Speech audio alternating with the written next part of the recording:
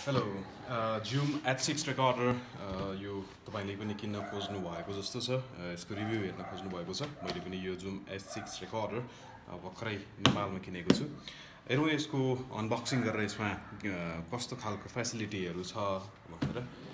मैले यसमा बाहिर हेर्दाखेरि चाहिँ यहाँ no memory card not included भनेर लेखेको छ यो धेरैवटा रेकर्डरहरु यसो हेरियो र त्यसपछि चाहिँ यो जुम H6 चाहिँ राम्रै छ भन्ने लागेर रिभ्यूहरु हेरेर मैले यो चाहिँ किनेको छु नेपालमा लकडाउनको समय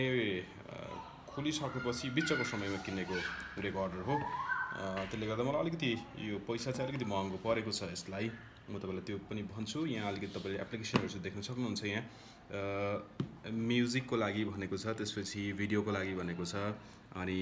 त्यसपछि म्युजिकको लागि भिडियोको लागि अनि अब यो त्यतिकै अडियोको लागि त्यतिकै रेकर्ड गर्ने भइहाल्यो त्यसबाहेक चाहिँ फिल्ड रेकर्डिङको लागि पनि क्यामेरामा राखेर गर्न सकिन्छ भनेर यहाँ चाहिँ सिम्बल देखाइएको रहेछ ओके म यसलाई अनबक्सिङ गर्दैछु एक्चुअली यो खोलिसकेको चिजै जस्तो छ किनभने यसमा र्याप भइसकेको छैन इन्ट्रेस्टिङ राम्रो छ यो सबभन्दा राम्रो यो जुम H6 को चाहिँ इन्ट्रेस्टिङ लागेको चाहिँ मलाई यो बक्स यो ब्रिफकेस जस्तो बक्स बोक्नलाई एकदम सजिलो पोर्टेबल एकदम राम्रो लाग्यो नाइस यो है यसले चाहिँ हामीलाई फिल्डमा हिँड्नको लागि चाहिँ एकदम सजिलो हुन्छ जस्तो लाग्छ मलाई त्यसपछि यहाँ दुईवटा खोल्नै छन् सजिलो गरी खोल्न सकिन्छ एकदम इजी त्यसपछि ओके ल जुम H6 रेकर्डरमा पाइने सर सामग्रीहरु भित्र भएका सर सामग्रीहरु चाहिँ यिनै हुन् अब यसमा के छ भनेर एकचोटी हेरौँ मेन रेकर्डर यो भयो रेकर्डरको बडी यसमा तपाईले देख्न सक्नुहुन्छ यो जुम H6 को नयाँ रेकर्डर हो चारवटा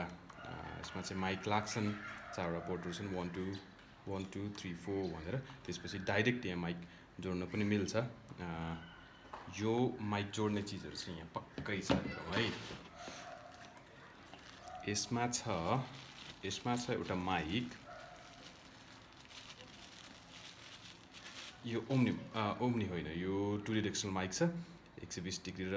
90 डिग्रीको भनेर लेखेको छ यसमा घुमाउन मिल्छ सम्भवतः गेन हुनुपर्छ गेन यहाँबाट राख्न मिल्छ बढाउन घटाउन मिल्छ यो अडियोको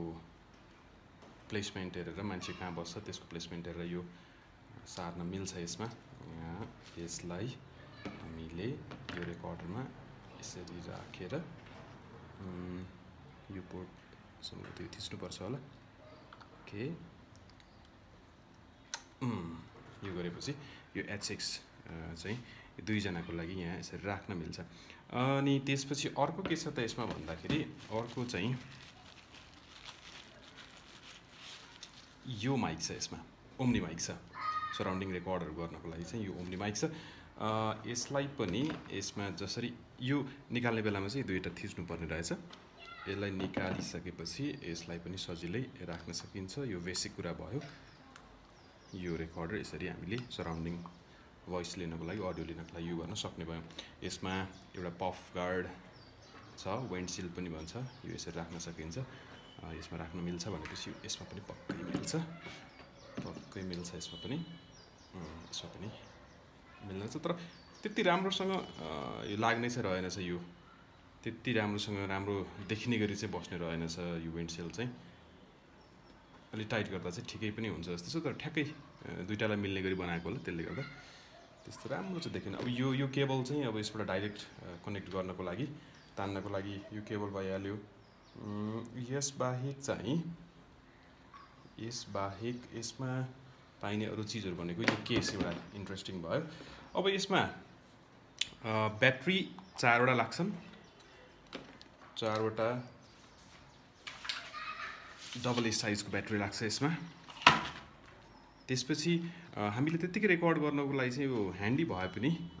तल राख्नको लागि चाहिँ कतै एउटा प्लेसमेन्ट गर्नुपर्ने छ जस्तो यहाँनेर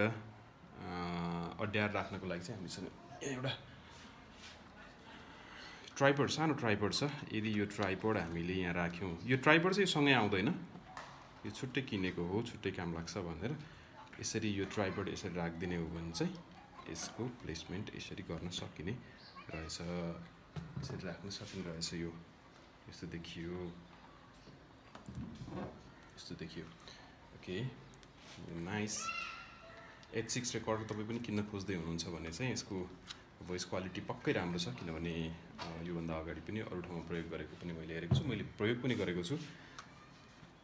क्वालिटी राम्रो छ यसमा 4 वटा पोर्टहरु जोड्न मिल्ने खालको माइक जोड्न मिल्ने छ यसमा मिल्ने खालको माइक मसँग सम्भवतः पहिला एउटा माइक छ अर्को त्यसमा भएको मिल्छ यसमा जोड्न मिल्ने चाहिँ कस्तो खालको चाहिन्छ त भन्दाखेरि यो पोर्ट यो चाहिन्छ यो चाहिन्छ यसलाई चाहिँ हामीले यहाँ कुन चाहिँ माइकमा युज गर्ने हो जस्तो यसमा 1 2 3 4 भन्ने छ त्यसमध्ये कुन चाहिँमा जोडौँ मानौँ 1 मा जोडियो भने एक्चुअली ब्याट्री नै हालेर है ब्याट्री हालेपछि थप क्लियर हुन्छ यसमा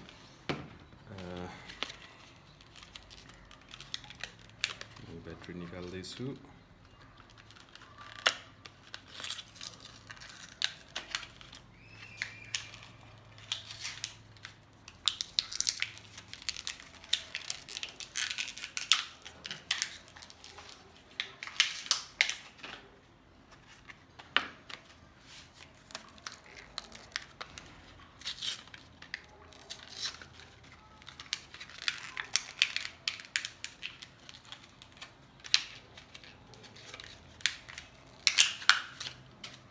यसपछि यसमा कार्ड चाहिँ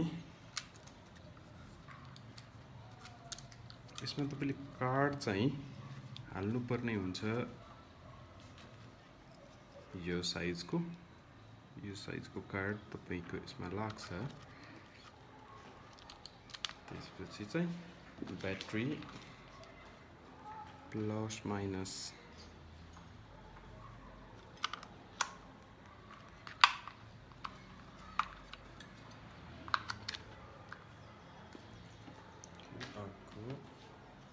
battery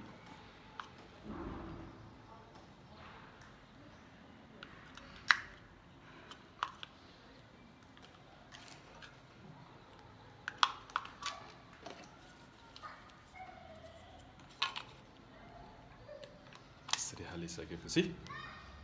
अब अन होल्ड अन यहाँ छ यो बटन थिच्नु पर्यो अन गर्नको लागि त्यसपछि यहाँ बत्ती बल्यो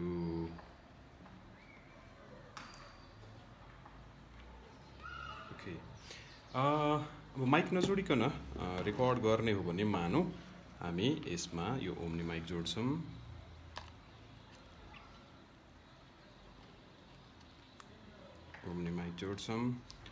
अब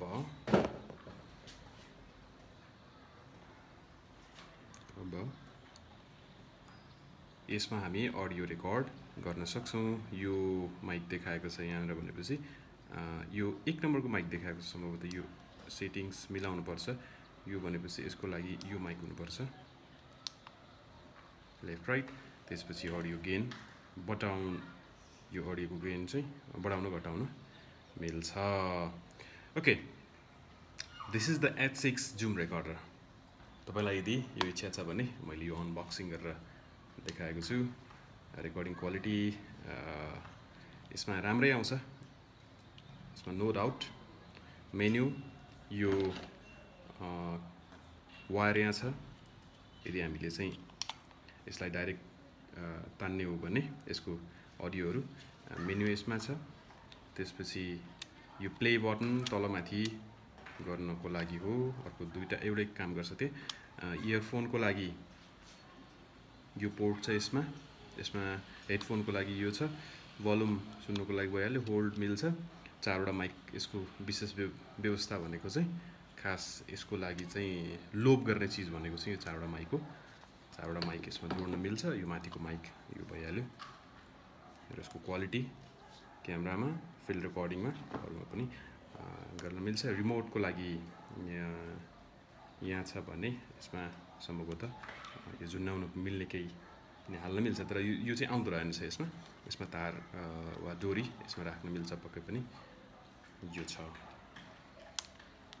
जुमको H6 को रेकर्डर योसँग पाइने चिज एउटा यो माइक त्यसपछि एउटा केबल र त्यसपछि विन्डसिल्ड